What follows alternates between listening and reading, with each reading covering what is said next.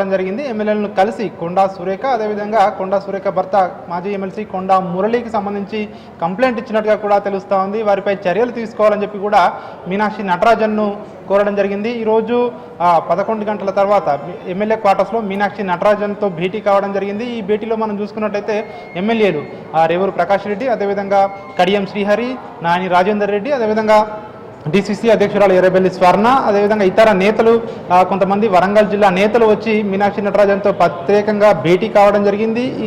ప్రధానంగా కొండా మురళి ఇటీవల ఏదైతే వ్యాఖ్యలు చేయడం జరిగిందో ఆ వ్యాఖ్యలపై ప్రధానంగా కంప్లైంట్ చేసినట్టుగా కూడా తెలుస్తూ ఉంది. ముఖ్యంగా గత కొన్ని రోజులుగా కూడా వరంగల్ జిల్లాలో మంత్రి కొండా సురేఖ ఎమ్మెల్యేలందరినీ కూడా కలుపుకొని పోవడం లేదు అని చెప్పి కూడా ఇప్పటికే ఇటు అక్కడ ఉన్నటువంటి కాంగ్రెస్ నేతలు, అదేవిధంగా కాంగ్రెస్ ఎమ్మెల్యేల మధ్య ఇప్పటికే భిన్నాభిప్రాయాలు ఉన్నాయని చెప్తా ఉన్నారు. ఇప్పటికే ఆమెపై గుర్రుగా ఉన్నారు.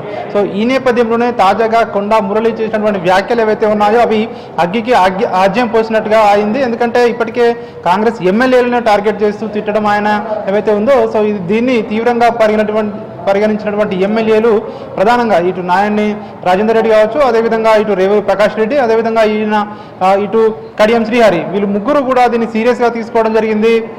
అధిష్టానానికి ఫిర్యాదులు చేయడానికి ఈరోజు అపాయింట్మెంట్ తీసుకుని మీనాక్షి నటరాజన్తో భేటీ కావడం జరిగింది. దాదాపు గంట సేపు కూడా ఈ భేటీ జరిగింది. జిల్లాలో ఉన్నటువంటి పరిస్థితులు, అదేవిధంగా పార్టీకి వీళ్ళు చేస్తూ ఉన్నటువంటి ఇట్లాంటి కామెంట్ల వల్ల పార్టీకి ఏ విధంగా నష్టం జరుగుతుందని చెప్పి కూడా చెప్పినట్టుగా కూడా తెలుస్తూ ఉంది. ఇప్పటికే కొండా మురళి అనుచిత వ్యాఖ్యలు చేయడం జరిగిందని కూడా చెప్తా ఉన్నారు. పార్టీలో ఇట్లాంటి వ్యాఖ్యల వల్ల ఇటు పార్టీ ఇప్పటికే అక్కడ ఉన్నటువంటి పరిస్థితి ఇంకా దిగజారిపోవడంతో పాటు ప్రతిపక్షాలకు ఆయుధాలు కూడా ఇచ్చినట్టుగా అవుతుందని చెప్పి కూడా దీనికి అధిష్టానం వీరిపై చర్యలు తీసుకోవాలని చెప్పి కూడా చెప్పినట్టుగా కూడా తెలుస్తూ ఉంది. మరొక వైపు కొండా సురేఖ కూడా ఇటీవల మీడియా చిట్చాట్లో భాగంగా ఆమె కూడా కొన్ని కామెంట్లు చేయడం జరిగింది. ఆయన ఎవరైతే కాంగ్రెస్ ఎమ్మెల్యే వరంగల్ జిల్లాలో సీనియర్ నాయకుడిగా చెప్పుకుంటా ఉన్నారో కడియం శ్రీహరి, ఆమెను కనీసం మంత్రికి మర్యాద కూడా ఇవ్వడం లేదని చెప్పి కూడా కొండా సురేఖ చెప్తా ఉన్నారు. ఆమె ముందు ఆయన ఎమ్మెల్యేగా కూర్చోవడానికి నామూషిగా ఫీల్ అవుతున్నారని చెప్పి కూడా కొండా సురేఖ కామెంట్లు కూడా చేయడం జరిగింది.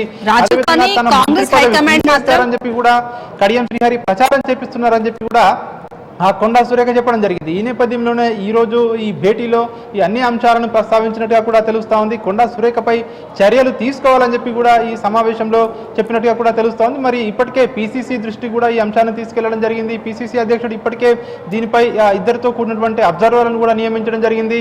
నివేదిక వచ్చాక చర్యలు ఉంటాయని చెప్పి కూడా ఇటు పిసిసి చెప్తా ఉంది. దీనికి సంబంధించి మరి రాబోయే రోజుల్లో పిసిసి నుంచి ఏం చేయబోతా ఉన్నారు, ఏఐసిసి పెద్దలను కూడా ఈ ఎమ్మెల్యేలు కలవబోతా ఉన్నారా, లేదంటే ఏం జరగబోతా ఉంది